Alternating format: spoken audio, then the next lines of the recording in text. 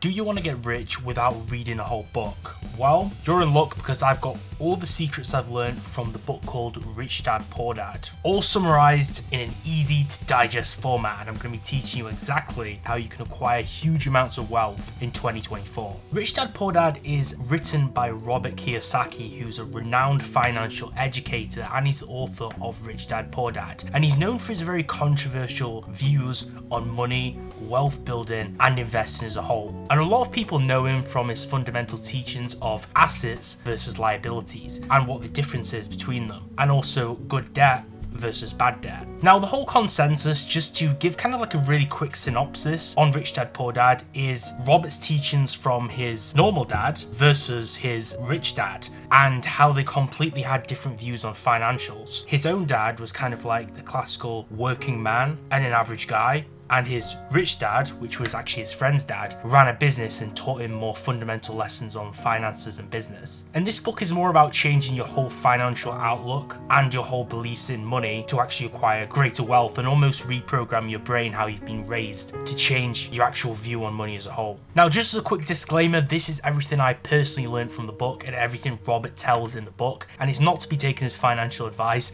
directly from me, but there's some really great lessons to learn here. Only invest and spend any money that you can afford to lose. Let's get into it.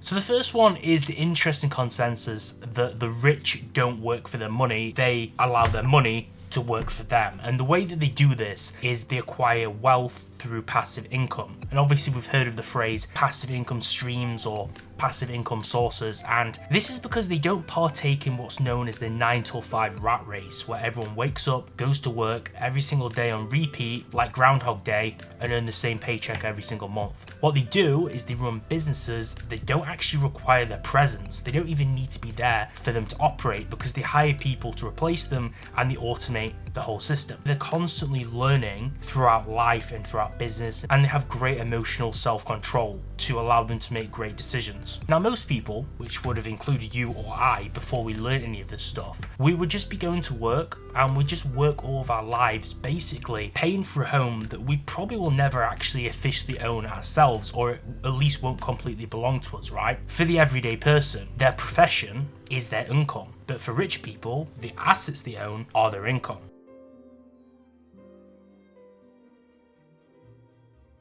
Also, the rich are not taxed. Well, technically they are, but not in the same way as you or I would if we were just an average working man. Basically, the rich utilize their business assets or their corporations as assets to limit their risk of being taxed by making use of certain financial benefits brought to them by running a business, and also some pretty smart and sneaky loopholes that they take advantage of through having great accountants and tax advisors. Through making good use of this financial IQ on accounting, investing, and just generally understanding economic markets and the laws they're bound to, they basically save a ton of money that the average person would typically just have to owe in tax, because they know all these systems. An employee earns, gets taxed on it, and then spends what they have left, whereas a corporation earns, spends everything that it can, and then gets taxed on the remainder out of that pot. And this is basically the biggest legal loophole used by the rich to retain wealth and create wealth.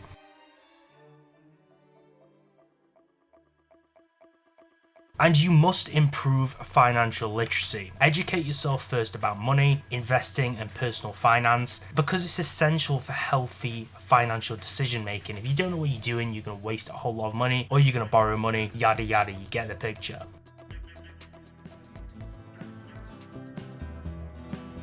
Also, take risks. It's really important. If you want to acquire wealth, you need to actually be able to take risks. I know we always say have a good risk profile and hedge yourself against risk, but you need to take risk. Let's be honest. I only reached success with YouTube, specifically on my main channel, because I took a huge amount of risk. But I was young when I did that risk, even younger than now. You can only take risks. Specifically, we're talking about calculated risks here, risks which are not inherently stupid, they have at least a reward to them. You can only do this if you're outside your own comfort zone. So you need to be able to leave your comfort zone, not do things which are inherently only safe, and try and take some risks to achieve something. Remember, it's a lot easier to take risks when you're younger because there's not really any dependence on you. You don't have your own family, like you haven't created your own immediate extended family who actually depends on you or relies on you. So you don't really have as many responsibilities, which means it obviously gets a lot harder when you get older. Now, for me, every dollar which I've spent on any of my businesses, like for things to invest in myself through YouTube, and typically right now investing in myself in the e-commerce sector where I'm trying to make money obviously from e-commerce dropshipping, every single thing that I've done in terms of like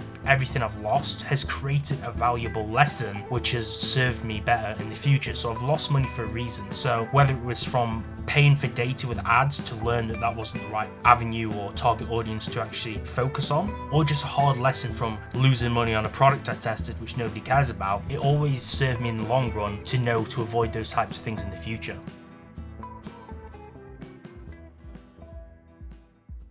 Also understand the power of leverage, okay? You can make money through leveraging people's time, leveraging your own money or your own resources to actually make more money. That's why they say the rich get richer, or you need money to make money, because you're leveraging what you have and what you can create from what you have. Learning to basically apply leverage correctly is the key to compounding your wealth.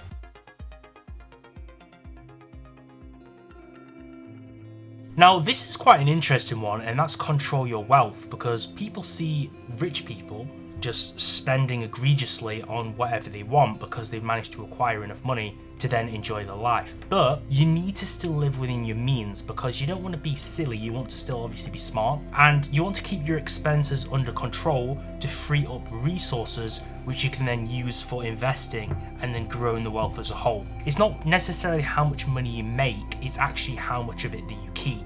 There's people who scale up to 6 figures, but when they scale up their income and their income earning potential, they also scale up their lifestyle, so they find that they don't really have more money left over even though they've started to earn more. And remember, overspending on things which don't offer some kind of a return of value is usually just a waste of your money. Like, I'll typically spend a lot of money, which some people say I'm wasting money, on certain subscriptions, softwares or services, which obviously will yield me more money or give me knowledge which will create me more money in the future. That's a lot of money spent, but it's actually value which I'm acquiring, right? Don't waste your money egregiously, control your spending, but invest in things which are actually giving you something in return.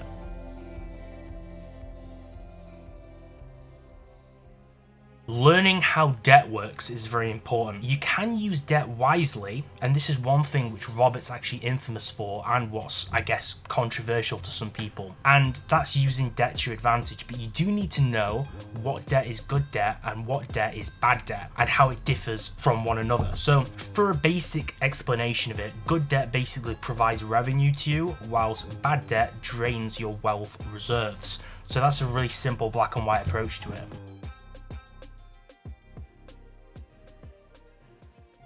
An asset is basically anything that puts money in your pocket, very similar to when we talked about debt. And this asset could be your business, for an example. It could be real estate, stocks, bonds, even crypto, to be honest, because Robert's actually a supporter of crypto. I think Bitcoin he likes. Notes, or royalties from intellectual property, if you own like the copyright for a song or some kind of material people are using and you're actually getting paid from that. Whereas a liability is something which drains your money. These could be things like, for an example, a mortgage you're paying on your house, which means you have to spend money every single month on it. It could be car loans, basically you financed a vehicle, and everyone knows that a car depreciates, so it's not really a good investment. Credit card debts, and also student loans. Student loan forgiveness is a thing, but it's not available to everyone. Eventually you'll probably have to pay it if you start earning more money, if you've not been forgiven for it. And then of course, other than that, it would probably be anything that's like a high interest loan, which high interest accrues on it if you don't pay it off in full. Credit cards put people in a lot of trouble, and that's why people use them wisely, get rewards. There's a reason for that. So with this, talking about assets and liabilities, before actually buying something, you should at least generate enough cash flow from your assets to then cover that expense. Buying luxuries last, not first. And then any excess cash flow, which is generated by these assets, should then be reinvested into your assets to keep that cash flowing.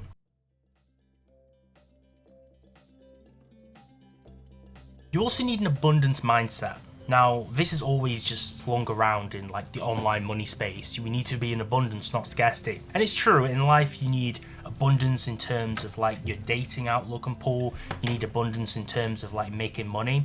Having an abundance mindset, it does open you to a lot more opportunities. And I do agree with it. Basically, you need to move from this scarcity mentality to a more abundance mentality and kind of make use of positivity and believing in your own potential, because this obviously is going to produce riches in the long run, but also attract more opportunities in the short term too.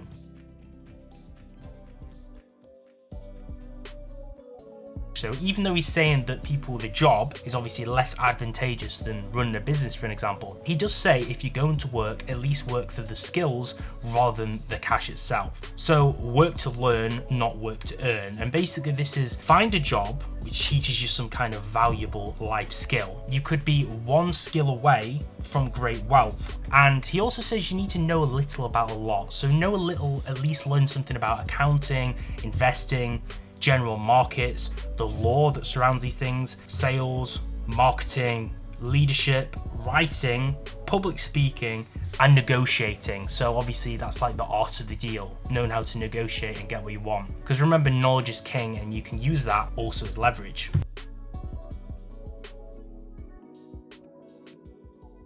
Like in anything in life, you must control your emotions. Obviously, we've seen people which do stupid things from emotions. I could probably make its own video on this. You see people who just go like commit crimes because they're like angry and want revenge, and that's obviously a normal feeling, but it's the same with money and finance. So don't let public fear or people's emotions or opinions dictate your actions. For an example, with the stock market or the crypto market, when it crashes or it declines or it goes into a bear market, which is obviously a normal cycle, when this happens, people typically run away. That's when everyone sells, right? What he likens this to in the book, which I found really interesting, is he basically says when the local supermarket has a sale, people buy as much as they can. But when the stock market's down, people run away in fear. Listen to that again. Profits are basically made when you buy, not when you sell anyway, not necessarily. So it's better to look at it in that way, because you're buying in an entry point of the market at a certain price, which you're going to sell it for at a certain figure later. So with dollar cost averaging, for an example, with investing, your entry price is always going to be better in the long term than someone investing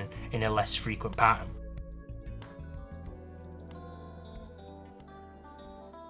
And saying how can I afford it rather than I can't afford it is a good mindset that kind of opens up the possibilities, and it triggers that financial genius inside you, which basically lets you think of a more creative action plan to actually afford something if you don't think it's something you can necessarily acquire in the current term.